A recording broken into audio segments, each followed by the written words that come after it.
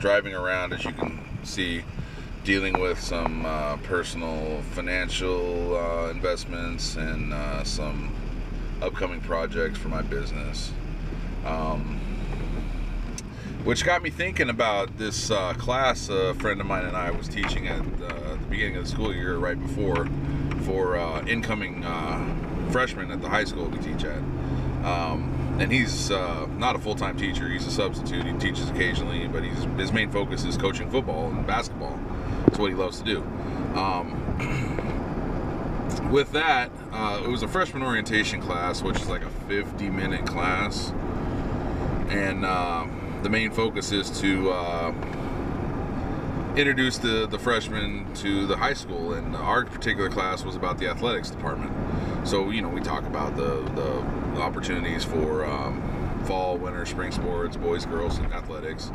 Another coach popped in, a cross-country coach popped in and said hi and everything.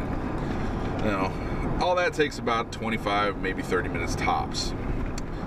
So that leaves us with, 20 to 25 minutes of question and answer, which 14-year-olds aren't really quick to ask a lot of questions. So, the first go-around, first class, I was kind of talking to them about how to, be nice to your teachers, stay on top of your grades, eligibility-wise. You want to accept a scholarship, you have to have a certain GPA, boring stuff. A buddy of mine, though, he told the kids that he retired at the age of 48. 48 years old and he retired. I couldn't, so that kind of caught my attention. I don't know how many of the 14-year-olds were paying attention to that, but retires at 48.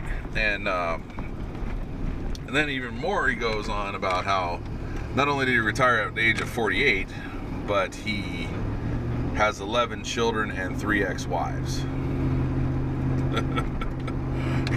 He just says, I got a lot of love to give. And he says, and he gets along well with his ex-wives. They just weren't compatible for one reason or another.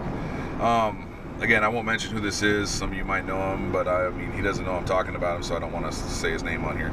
But it's a real simple formula that he talked about, and I'd heard it before, but I'd never actually met anybody that lived the formula over the course of any amount of time. I even tried it at one point, but I just didn't have the financial discipline to follow it.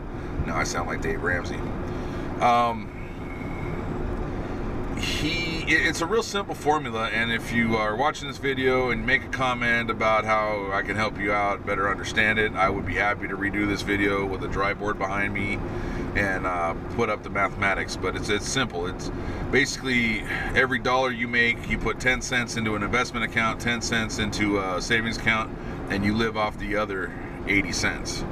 So if it's $1,000, you put $100 in an investment account, $100 in a savings account, and live off of the $800 other dollars.